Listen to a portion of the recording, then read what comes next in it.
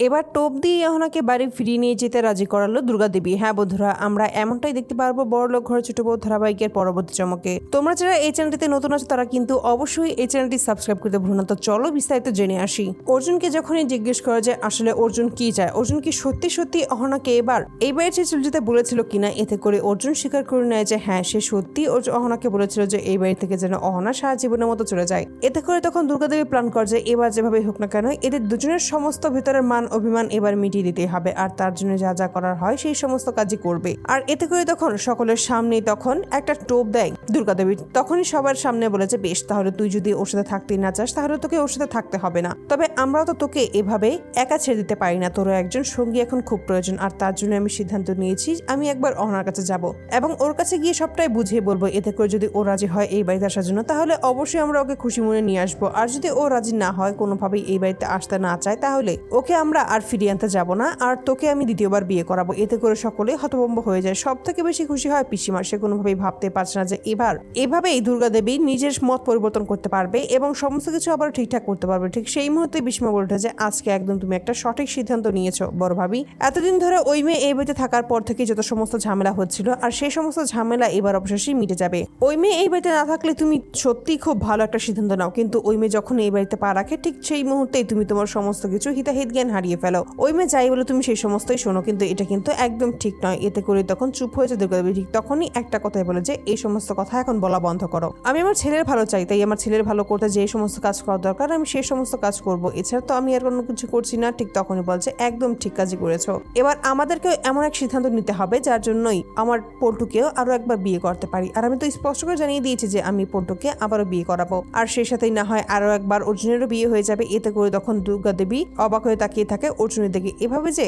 অর্জুন চুপ করে থাকবে সেটা সে কোনোদিনই ভাবতে পারে না। আসলে সে এতদিন ধরে বুঝছিল যে সে সত্যি অহনাকে পছন্দ করেছিল, আর তার জন্য বিয়ের সময় তো ঝামেলা করেছিল এবং জোর করেই ওই অহনাকেই বিয়ে করেছিল। কিন্তু হঠাৎ করে যে এতটা পরিবর্তন আসবে অর্জুনের মাঝে এটা সে কোনোদিনও কল্পনাও করতে পারেনি। বাড়ির বাকিরা বউরা অহনাকে ফিরিয়ে আনার জন্য অর্জুনকে বোঝানোর চেষ্টা করে, কিন্তু অর্জুন স্পষ্ট করে বলে দেয় যে ও যেহেতু আমাকে না বলে এই বাড়ি ছেড়ে চলে গেছে তাহলে আমিও আর ওকে জিজ্ঞেস করতে যাবো না যে ও এই বাড়িতে ফিরে আসবে কি আসবে না, তাই আমিও ওকে আর ফিরিয়ে নিয়ে আসতে যাবো না। এই সমস্ত দায়িত্ব ওর নিজের আর আমার নয়, তাই আমি আগে তোমরা এই সমস্ত কথা বলা বন্ধ করো। এতে করে তখন দুর্গা দেবী স্পষ্ট করে জানিয়ে দেয় যে হ্যাঁ ওই মেয়ের ব্যাপারে তুমি অর্জুনকে আর কোনো কিছুই বলবে না, আমরা ওর কাছ থেকে আর কোনো কথাই শুনতে চাই না। এবার আমরা শুধুমাত্র একটা সুযোগই দেবো, সেই সুযোগে যদি ও কাজে লাগাতে না পারে তাহলে আমরা আর কিছুই করবো না। এই বলেই তখন সেখান থেকে চলে যায় এবং ওই ছোট মামার বাড়িতে চলে আসে। সেখানে আসার পরে সকলে মিলে যখনই একত্র হয় ঠিক সেই মুহূর্তে দুর্গা দেবী চুপ করে থাকে। ঠিক সেই মুহূর্তে বাড়ির প্রত্যেকটা মানুষ জিজ্ঞেস করে অহনাকে যে সে যেন এত সমস্ত কিছু ভুলে আবারও যেন বাড়ি ফিরে যায়, কিন্তু অহনা স্পষ্ট করে জানিয়ে দেয় যে না সেই সমস্ত কোনো কাজ করবে না, সে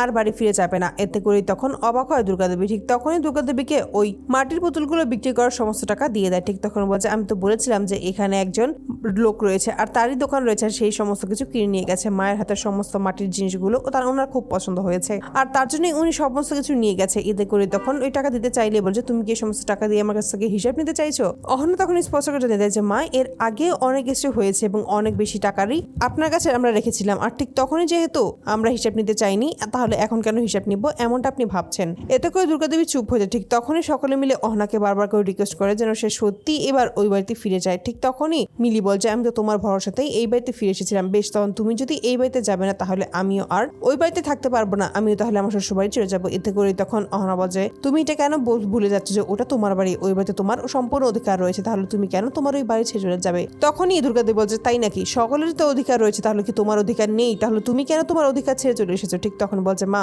আমারটা নিয়ে আর বাকিদেরটা সব থেকে বেশি আলাদা, তাই আমারটা ওদের সাথে গোলাবেন না। আপনার ছেলে যেহেতু আমাকে বলে দিয়েছে সে আমার সাথে থাকতে চায় না, তাহলে আমি কেন শুধু শুধু একজনকে বিরক্ত করব এবং তার পথে কাটা হয়ে দাঁড়াবো? আমি চাই সে শুধুমাত্র ভালো থাকুক এবং তার নিজের যেগুলো ইচ্ছে সেই সমস্ত কাজই করুক, তার আমার কোনো কাজই তার ভালো লাগে না, আর সেই সমস্ত কাজ আমি করতেও চাই না তার সামনে। এতে করে আমি তাকে মুক্ত করে দিয়েছি। ঠিক তখনই দুর্গা দেবী বলছে বেশ, তাহলে তুমি যদি যেতে নাই যাও, এটা যদি তোমার শেষ কথা হয়ে যেত তবে তুমিও একটা আমার কথা শুনে রাখো, আমি তোমাকে শেষ সুযোগ দেওয়ার জন্য এখানে এসেছিলাম, কিন্তু তুমি যেহেতু এই শেষ সুযোগটাই শেষ করে দিয়েছো নিজের হাতেই এবং এই শেষ সুযোগটা তুমি কোনোভাবেই রাখবে না এমনটাই স্পষ্ট করে বলে দিয়েছো, তাহলে একটা কথাও তুমি স্পষ্ট শুনে রাখো, তুমি যেহেতু যাচ্ছ না তাহলে আমার ছেলেকে তো আর একা আমি বসিয়ে রাখতে পারবো না, অবশ্যই আমি আমার ছেলেকে দ্বিতীয় বিয়ে করবো, আর তার জন্য কিন্তু তোমাকে সেখানে উপস্থিত থাকতেই হবে, কারণ তুমি প্রথম বউ বলে কথা, তোমাকে তো সেখানে থাকতেই হবে। এই সমস্ত বলে তখন একটু উস্কে দেয় অহনাকে। ঠিক তখনই অহনা কান্না করতে থাকে, আর তখনই সময়কে বলে যে বেশ মা আপনি যেটা সিদ্ধান্ত নিয়েছেন সেটাই সেটাই হবে। এতে করেই দুর্গাদেবী আর একটু অবাক হয়ে যায়। প্রথমে ভাবতে পারে না যে এই সমস্ত সত্যি হচ্ছে কিনা। ঠিক তখন বলছে, মা আপনি যে সিদ্ধান্ত নিয়েছেন সেই সিদ্ধান্ত সব থেকে বেশি ভালো হবে, আর আমি চাই যে আপনার ছেলে ভালো থাকুক। রিপিট। এতে করেই তখন দুর্গাদেবী অবাক হয়ে তাকিয়ে থাকে অহনার দিকে। ঠিক তখনই অহনা অবাক হয়ে বলে যে, মা আমি জানি আপনারা আমার ওপর বিরক্ত হয়ে আছেন এবং আমি যে ভালো না সেটা আপনারা খুব ভালোভাবেই জানেন। ঠিক তখনই বড় ভাবি বলছে, কে তোকে বলেছে যে তুই ভালো না? ঠিক তখনই বলছে বড় ভাবি, সেটা কাউকেই বলতে হয় না, আমি নিজে থেকেই সবটা বুঝে নিয়েছি যে আমি সত্যি কতটা খারাপ। আর খারাপ না হলেই তো আমার হাজবেন্ড শুধু শুধু আমাকে বলবে না, তার আমার সাথে হচ্ছে না, তার আমার সাথে কোনোভাবেই সম্পর্কটা কন্টিনিউ করা যাচ্ছে না। তার জন্য সে আমাকে বলে দিয়েছে যে সে আমার থেকে মুক্ত চায়, সে মুক্ত হয়ে সব জায়গায় ঘুরে বেড়াবে এবং সে সেটাই যদি চায় তাহলে আমি সেটাই করে দিতে পারবো। আর আমি সেরকম ধরনের মেয়ে নই যে উনি যেরকম ধরনের মেয়ে আসলে চাইছে। এতে করে তখন সকলে অবাক হয়ে যায়। ঠিক সেই মুহূর্তে দুর্গাদেবী তখন বলে, বেশ তাহলে তোমার এটাই সিদ্ধান্ত যে তুমি সত্যি আর ওই বাড়িতে ফিরে যাবে না। এতে করে অহনা স্পষ্ট জানিয়ে দেয় যে হ্যাঁ, সে সত্যি আর ওই বাড়িতে ফিরে যাবে না। তো বন্ধুরা, তোমাদের কি মনে হয়, এবার কি টোপ ফেলে অহনাকে বাড়ি ফিরিয়ে নিয়ে যেতে রাজ্যে কোনোভাবে করতে পারবে দুর্গাদেবী অহনাকে, নাকি তার আগেই সমস্ত কিছু আবার শেষ হয়ে যাবে, নাকি এবার অহনা তার নিজের সিদ্ধান্তে অটল থাকবে? অবশ্যই তোমরা তোমাদের মতামত কমেন্ট বক্সে জানতে ভুলো না। ধন্যবাদ।